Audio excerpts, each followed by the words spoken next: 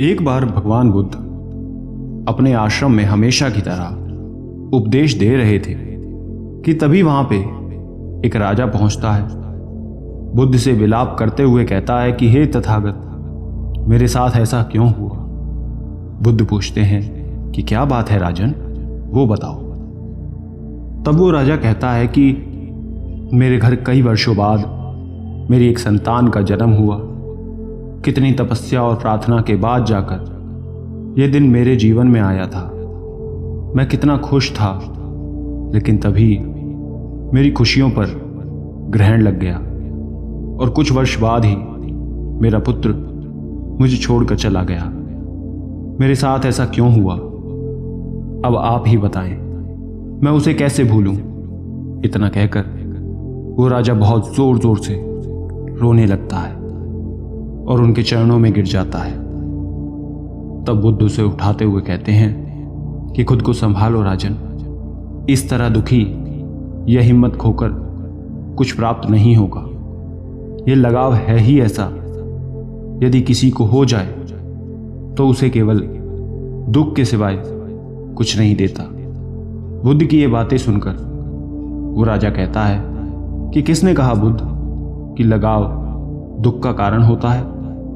मैं आपकी इस बात से बिल्कुल सहमत नहीं हूं। राजा बुद्ध से कहता है कि आप मुझसे यह कहना चाहते हैं कि मैंने अपने बेटे से लगाव रखकर स्वयं के लिए दुख को आमंत्रण किया है। तब बुद्ध कहते हैं कि मैं तो बस ये कह रहा हूं, किसी से अधिक प्रेम और लगाव व्यक्ति को दुख ही देता है। राजा कहता है कि मैं आपकी बात से सहमत नहीं हूं। प्रेम और लगाव तो प्रसन्नता और सुख की अनुभूति देता है। आप गलत बोल रहे हैं। राजा भरी सभा में बुद्ध का अपमान करने लगता है और कहता है कि देखो, आप सभी देखो, इन्हें कितना मानते हैं, इनकी बातों पर विश्वास करते हैं और ये हम सबको किस तरह से गलत उपदेश दे रहे हैं। यदि इनके कहे अनुसार सुनेंगे और करेंगे तो अपने परिवार से ही दूर हो जाएंगे। राजा आगे कहता है, ये तो स्वयं वैरागी हैं, संतान दुख को क्या समझेंगे। बुद्ध राजा की किसी भी बात का कोई उत्तर नहीं देते और मौन हो जाते हैं। फिर राजा बुद्ध से कहता है कि मैं तो आपके पास ये सोचकर आया था कि आप मेरी पीड़ा को कुछ कम करेंगे, लेकिन आप तो मेरे ही पुत्र को मेरी पीड़ा का कारण बना रहे हैं। मुझे आपसे यह उम्मीद नहीं थी तथागत। बुद्ध तब भी चुपचाप उसकी बातों को सुन रहे थे। उसके चुप होने के बाद बुद्ध कहते हैं कि अभी तुम दुख में हो, मेरी बात नहीं समझ पाओगे। राजा कहता है कि मुझे अब आपसे कुछ भी समझना नहीं है और ना ही कुछ सुनना है। इतना कहकर क्रोध में आकर वो वहां से चला जाता है। जब राजा महल में पहुंचता है तो उस वक्त बहुत क्रोध में रहता है। वो अपने कक्ष में चला जाता है। राजा की पत्नी शुरू से ही बुद्ध से बहुत प्रभावित थी, उनकी शिष्य थी। वो शादी से पहले ही बुद्ध के उपदेश सुना करती थी, उनकी सभाओं में जाया करती थी। इसलिए वो बहुत अच्छी तरह बुद्ध के कहे हर शब्द का मतलब समझती थी। अपनी पत्नी को देखकर ही राजा भी बुद्ध की शरण में गए थे। राजा को इस तरह क्रोधित देखकर राजा की पत्नी राजा के पास जाती है और पूछती है कि क्या हुआ राजन, आप बहुत क्रोध में नजर आ रहे हैं। तब वो अपनी पत्नी से कहता है कि तुम बुद्ध से बहुत प्रभावित हो ना, उनकी शिष्य हो ना। देखो, आज तुम्हारे ही बुद्ध ने हमारे पुत्र को हमारे ही दुख का कारण बता दिया। वो कुछ नहीं जानता, केवल गलत उपदेश लोगों को दे रहा है। राजा की बात सुनकर उनकी पत्नी कहती है कि ऐसा क्या हुआ जो बुद्ध ने ऐसा कहा। तब राजा कहता है कि आज मैं तो यही सोचकर गया था कि बुद्ध से मिलकर मेरा दुख कम होगा, लेकिन वो तो मुझसे ही कहते हैं कि लगाव दुख का कारण है। तुम ही बताओ, इसका क्या अर्थ है कि मेरा पुत्र से मेरा लगाव गलत था? राजा की पत्नी समझ जाती है कि बुद्ध ने राजा से क्या कहा था, लेकिन राजा ने बुद्ध की कही बात का विपरीत ही मतलब समझ लिया। तब वो राजा को समझाती है कि राजन, ये बताओ कि आप मुझसे कितना प्रेम करते हैं। राजा कहता है कि बहुत ज़्यादा। अब तुम्हारे अलावा कुछ नहीं है मेरे पास, मेरी खुशी की वजह ही तुम हो। राजा की पत्नी कहती है कि यदि अभी मुझे कुछ हो जाए तो आपको कितनी तकलीफ होगी? राजा कहता है कि यह तो शायद मैं बता ही ना सकूं। पुत्र को खोने के बाद बस एक तुम ही तो हो। तब रानी कहती है कि फिर ये आपका मेरे प्रति इतना प्रेम और लगाव क्या आपके दुख का कारण नहीं है? यदि मैं कल आपके साथ नहीं रहती तो क्या आपको दुख नहीं होगा? राजा ये सुन के कहता है कि अवश्य होगा। तब राजा की पत्नी कहती है कि यही तो बुद्ध आपको समझाना चाहते थे कि किसी से भी अधिक लगाव या प्रेम आपको दुख देता है। आज हमारे पुत्र से हमारा अधिक लगाव और प्रेम ही है जो हमें उसे भूलने नहीं दे रहा। अपनी पत्नी की बात सुन राजा को सारी बातें साफ और स्पष्ट समझ आ जाती हैं।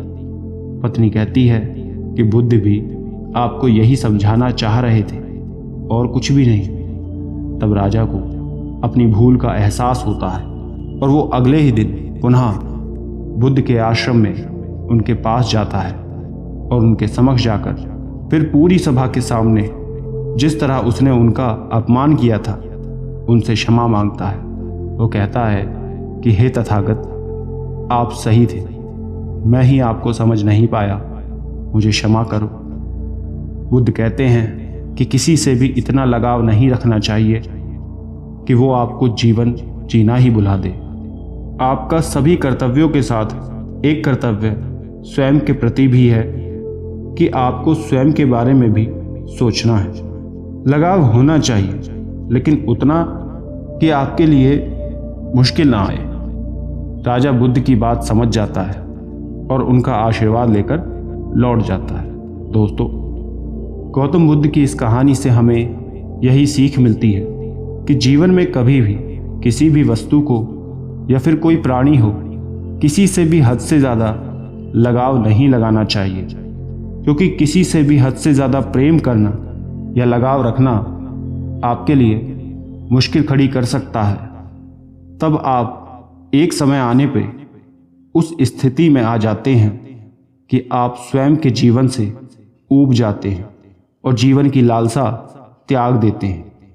आपको ये नहीं कहा जाता कि प्रेम और लगाव मत करो, एक सीमा में रहकर, एक दायरे में रहकर करो जो आपके लिए समस्या खड़ी ना करे। एक बार महात्मा बुद्ध अपने आश्रम में सभी शिष्यों को उपदेश दे रहे थे कि तभी उनमें से एक शिष्य उनसे पूछने लगता है कि तथागत, मैं आपसे एक प्रश्न पूछना चाहता हूँ। तथागत कहते हैं कि पूछो वत्स, जो भी तुम्हें पूछना। तब वो शिष्य बुद्ध से पूछता है कि तथागत, व्यक्ति कैसे स्वयं के भीतर हो रही हलचल और अशांति को दूर कर एक शांति का अनुभव कर सकता है? क्या कोई दूसरा इसमें हमारी सहायता कर सकता है? तब बुद्ध अपने शिष्य से कहते हैं कि तुमने प्रश्न तो बहुत सही पूछा वत्स, लेकिन तुम्हारे इस प्रश्न के उत्तर के लिए मैं तुम्हें एक कहानी सुनाता हूं। इसे सुनने के बाद तुम सभी को तुम्हारे इससे जुड़े सभी प्रश्नों का उत्तर स्वयं मिल जाएगा। बहुत समय पहले की बात है। एक नगर में एक राजा रहा करता था। उसके पास बहुत सारा धन था। सोने चांदी से उसका घर भरा रहता, किसी चीज की कोई कमी नहीं थी। वो राजा ऐशो आराम से जीवन जी रहा था, लेकिन सब कुछ होते हुए भी राजा अशांत था। उसका मन स्थिर नहीं था, वो नाखुश था। वो अपने इसी अशांत मन के कारण अपनी प्रजा पर भी ध्यान नहीं दे रहा था। धीरे धीरे समय आगे बढ़ता गया। राजा का मन इसी तरह अशांत रहने लगा। वो सभा में भी ध्यान नहीं देता था। पूरे नगर में एक समय आने पर यह बात फैल गई कि राजा का ध्यान राज दरबार में नहीं है, वो अपनी ही दुनिया में खोया हुआ है। जब ये बात राजा के मंत्री को पता चली तब उसने राजा को बहुत समझाया कि वो अपनी सत्ता पर ध्यान दे, वरना सब उसके विरुद्ध हो जाएंगे। तब राजा कहता है कि मैं चाहता तो हूं कि मैं अपने राजकाज में व्यस्त रहूं, लेकिन मेरा मन उस तरफ नहीं जाता, हमेशा बेचैन रहता है। राजा की बात सुन मंत्री कहता है कि यदि आप भीतर से इतने ही उदास परेशान हैं, आपका मन बेचैन है, तो मैं आपको इसका एक उपाय बताता हूं, यह जरूर काम करेगा। राजा पूछता है कैसा उपाय? तब मंत्री कहता है नगर के ही जंगल में दूर एक महात्मा अपनी कुटिया बनाकर रहते हैं। वो बहुत ही विद्वान हैं। दूर दूर से लोग उनके पास अपनी समस्या के हल के लिए जाते हैं। आप भी उनके पास जाकर एक बार बात करो, वो क्या कहते हैं उस पर ध्यान दो, आपको हल जरूर मिलेगा। राजा मंत्री की बात मानकर अगले दिन सुबह सुबह ही जंगल के लिए अकेले बिना किसी से कहे चला जाता है। जंगल में पहुंचने के बाद जैसे जैसे मंत्री ने कहा था उसी मार्ग पर चलते हुए राजा महात्मा के पास पहुंच जाता है। वहां पहुंचकर वो देखता है कि महात्मा अपनी कुटिया के बाहर एक वृक्ष की ठंडी छांव में विश्राम कर रहे हैं और उनके आसपास कोई नहीं है। वो एकदम अकेले हैं। वो महात्मा के पास जाकर उन्हें प्रणाम करता है। राजा को देख महात्मा कहते हैं कि कहिए राजन, कैसे आना हुआ? तब राजा महात्मा के समक्ष जाकर उनसे कहता है कि हे महात्मा, मैं एक राजा हूं, मेरे पास सब कुछ है, कोई कमी नहीं है, लेकिन फिर भी भीतर से बेचैन हूं। समझ ही नहीं आता कि ऐसा क्यों है। आप ही मेरी इस समस्या का कुछ उपाय बताएं। राजा की बात सुन के महात्मा कहते हैं कि मैं आपको एक हल बताऊंगा, लेकिन उससे पहले आपको मेरे साथ यहां रहना होगा। क्या आप कर पाएंगे? राजा कहता है अवश्य महात्मा जी, और वहां रुक जाता है। पूरे दिन महात्मा राजा से कुछ नहीं कहते और अपने ध्यान और अन्य कार्य में व्यस्त रहते हैं। शाम को जब उनके शिष्य आते हैं तब वो भोजन की तैयारी करते हैं। अब कहा राजा तरह तरह के पकवान खाने वाला, लेकिन जब उसके समक्ष भोजन की थाली आती है वो देख वो हैरान हो जाता है कि एक राजा भला ये भोजन कैसे करेगा। दरअसल राजा के भोजन में रखा हुआ सूखा खाना परोसा गया था। वहीं महात्मा स्वयं के लिए अच्छी थाली लेकर भोजन करने बैठे थे। राजा को यह देख अच्छा नहीं लगता। वो कुछ ना कहकर थोड़ा सा खाकर छोड़ देता है। अगले दिन सुबह सुबह ही राजा उठकर टहल रहा होता है। वो देखता है कि सभी शिष्य महात्मा अपने कार्य में व्यस्त हैं। उसके बाद महात्मा उन्हें शिक्षा देते हैं, उपदेश देते हैं और उसके बाद वो वापस नगर में ज्ञान देने के लिए निकल जाते हैं। फिर महात्मा राजा को बुलाकर कहते हैं कि वो उनके साथ ध्यान करें। राजा प्रतीक्षा कर रहा होता है कि महात्मा अब उसके प्रश्न का जवाब देंगे, लेकिन वो पहले ध्यान करने बैठ जाते हैं। महात्मा स्वयं वृक्ष की ठंडी छांव में बैठ जाते हैं और राजा को धूप में बैठने के लिए कहते हैं। राजा थोड़ी देर ही धूप में बैठा रहता है कि उसकी हालत खराब हो जाती है और वो क्रोधित हो जाता है और क्रोध में आकर महात्मा से कहता है कि आप अपना ध्यान करें, मुझे लौटना चाहिए। महात्मा कहते हैं कि लेकिन आप क्यों जा रहे हैं? तब राजा कहता है कि यहाँ रुककर कुछ भी प्राप्त नहीं होना। मैं तो यहाँ आपके पास अपनी समस्या के हल के लिए आया था, लेकिन यहाँ तो मुझे कुछ भी नहीं मिला सिवाय और दुख मिलने के। मुझे भूखे पेट सोना पड़ा, इस धूप में तपना पड़ा। इससे बेहतर तो यही होता कि मैं यहाँ आता ही नहीं।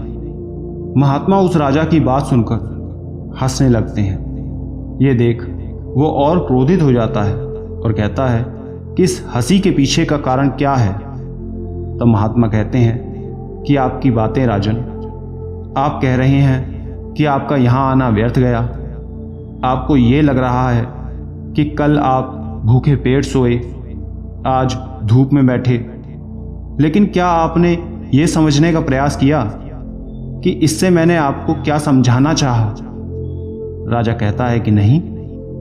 तब महात्मा कहते हैं कि इन सब के करने का कारण बस यही था कि मैं आपको समझाना चाहता था कि जिस प्रकार मेरे ठंडी छांव में बैठने से आपके हिस्से की धूप कम नहीं होगी, जिस प्रकार मेरा अच्छा भोजन करना आपका पेट नहीं भर सकता, आपको संतुष्टि नहीं दे सकता, उसी प्रकार मेरे कुछ कहने या बताने से भी कुछ नहीं होगा। यदि आपके भीतर अशांति है, बेचैनी है, तो आपको उसे आप ही दूर करना होगा, और वो आप स्वयं ही कर सकते हैं। स्वयं के भीतर हो रहे इन्हीं सब चीज़ों का कारण जानकर आप भीतर से उदास क्यों हैं, बेचैन क्यों हैं, सबका कारण आप स्वयं जान सकते हो अपने भीतर झांक कर। तब आप दूसरे से बेहतर स्वयं को समझ पाएंगे और तभी आपकी सारी समस्या दूर होगी। एक बार प्रयास तो करो स्वयं को भीतर से देखने का। महात्मा की बात सुन राजा को एहसास हो जाता है कि उसे स्वयं से समझना होगा, तभी वो सत्य जान पाएगा और भीतर की इस उलझन को दूर कर पाएगा। दूसरे के भरोसे कोई कुछ नहीं कर सकता। हमेशा इस बात का ध्यान रखना चाहिए कि आज जो कुछ भी तुम हो, तुम्हारे पास है, सब तुम्हारी मेहनत का फल है। उसी तरह तुम साधना पुरुषार्थ के द्वारा ही अपने भीतर शांति ला सकते हो। तब तुम्हें मेरी या किसी अन्य की कोई आवश्यकता नहीं है। तुम स्वयं अपनी मेहनत और साधना से शांति प्राप्त कर लोगे। महात्मा से ये सब सुनकर राजा को सब कुछ समझ आ जाता है और तब वो उनसे कहे अपने सभी शब्दों के लिए माफ़ी मांगता है और तब वो वापस महल लौट जाता है।